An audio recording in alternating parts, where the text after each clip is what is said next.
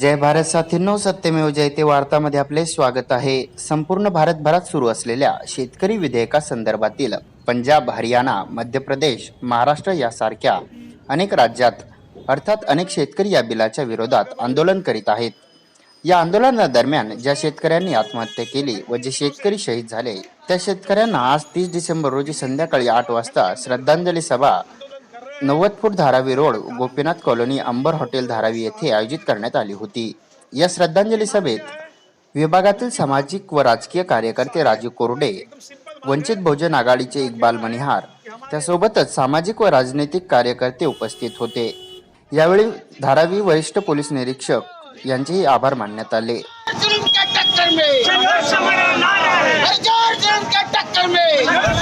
भारतीय communist party, मार्क्सवादी communist party और हम भारत के लोग इन संस्था संगठनों पार्टी की तरफ से दिल्ली में सिंधु बॉर्डर पर जो किसान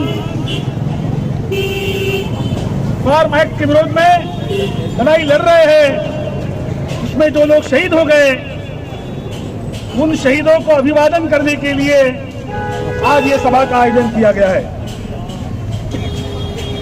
दोस्तों, आपको मालूम होगा कि पिछले 35 दिन से दिल्ली में एक भारी ठंड के खिलाफ, ठंड में भी लाखों किसान वहां पर जो कृषि कानून है उसका विरोध करने के लिए, कृषि कानून वापस लो इस मांग को लेकर लड़ाई लड़ रहे हैं. लगभग 42 लोग आज तक इस आंदोलन के अंदर अनेक कारणों से जो है शहीद हो गए हैं.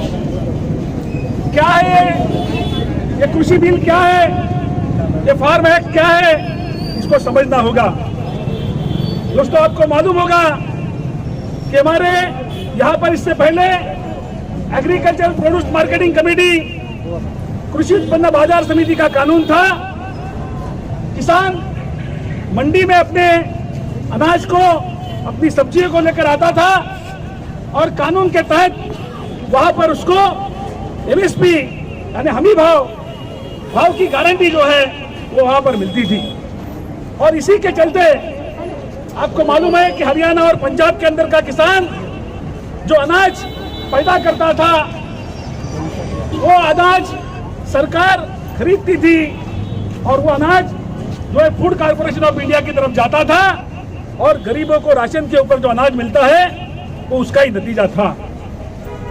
आज हम देखते हैं कि उन्होंने इस मंडी को खत्म करने के लिए, मंडी को निजी मंडी में परिवर्तित करने के लिए एपीएमसी एक्ट के अंदर जो है तब्दीली कर दी. वहां पर जो मिनिमम सपोर्ट प्राइस थी, एमएसपी थी, उसको भी खारिज कर दिया. और एक तरफ से किसानों का नुकसान तो किया ही किया, लेकिन दूसरी तरफ शहर में रहने वाला गरीब और मध्यम वर्ग का जो लोग है उसको राशन के ऊपर मिलने वाला जो सस्ता अनाज है उससे भी उसका हक छीन लिया. दूसरा कानून आपको मालूम है कि एसेंशियल कमोडिटी एक्ट है. एसेंशियल कमोडिटी एक्ट क्या था?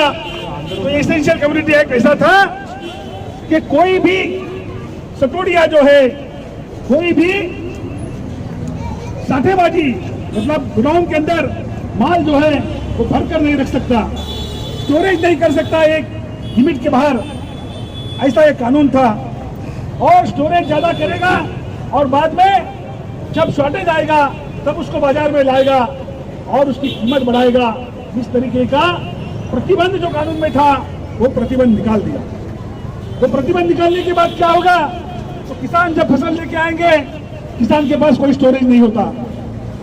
किसान वो माल सस्ते में बेचेगा. अडानी अंबानी जो है ये माल अपने गोडाउन में रखेंगे, अपने वेयर हाउस में रखेंगे, अपने सेलर्स में रखेंगे और उसके बाद जब शॉर्टेज होगा तो शॉर्टेज होने के बाद में वो माल वो बाजार में लाएंगे और दुगनी चौगुनी 10 गुना कीमत के ऊपर उसको बेचेंगे.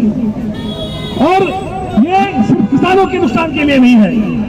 तो ये जो कानून है, ये कानून हम जो शहरों में रहने वाले लोग हैं, आज जो सस्ते में अनाज पाते हैं, जो आज सस्ते में सब्जी पाते हैं, उन लोगों का हक जो है वो इसके बाद में छीन लिया जाएगा।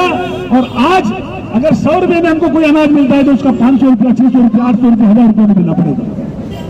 तो ये समझ लेना चाहिए कि ये सिर्फ किसानों की लड़ाई नहीं है, ये मुंबई में रहने वाले, धारावी में रहने वाले आम शहरी लोगों की भी लड़ाई है, ये मध्यम वर्ग की लड़ाई है, ये झुग्गी बस्तियों में रहने वाले लोगों की लड़ाई है, कि हर एक गरीब की लड़ाई है। हम सब लोग जो है यहाँ पर मजदूरी करने के लिए, पेट पालने के लिए, अपना घर चलाने के लिए आए।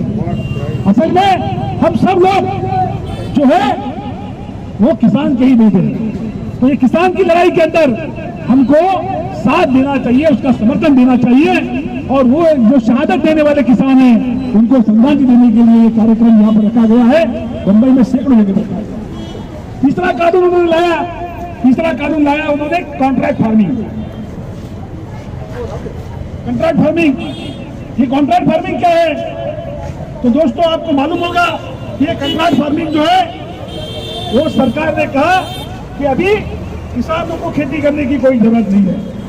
किसान अपने खेती का जिम्मा जो है वो कंपनियों को दे देंगे। कंपनियां जो है खाद देगी, कंपनियां जो है बीज देगी, और कंपनियां एग्रीमेंट करेंगी लोगों के साथ में, किसानों के साथ में, और आगे चलकर उनका जो खेत है उसको भी हथियाने का काम जो है होने वाला। और इन सब के खिलाफ में ये आंदोलन दिल्ली के अंदर चला। इन 3 किसान कानून जो है उसके साथ साथ जो चौथा कानून इन किसानों ने लिया है वो कानून है जो बिजली बिल है, वो अभी प्रपोज बिल है। पहले ऐसा था कि घर में रहने वाला आदमी जो अपने पारिवारिक जरूरतों के लिए बिजली चलाता है उसके लिए अलग रेट था। उसके बाद में जो आदमी अपने कारोबार चलाने के लिए, मिल फैक्ट्री चलाने के लिए जो बिजली वापरता था उसके लिए अलग रेट था, बढ़ा हुआ रेट था, और किसानों के लिए अलग रेट था। अभी इन्होंने इस कानून में ऐसा किया कि इसमें कोई भी स्लैब नहीं होगा और सबको एक ही दर से जो है बिजली लेनी पड़ेगी। अरे वो किसान है, उनको समझ में आता है कि उनके लिए क्या फायदेमंद है और क्या नुकसानदेह। वो अपने आप को इसमें सिक्योर नहीं समझ रहे, अपने आप को इसमें महफूज नहीं समझ रहे, और वो इनकार कर रहे हैं कि उनको ये बिल नहीं चाहिए, इस बिल को वापस लिया जाए।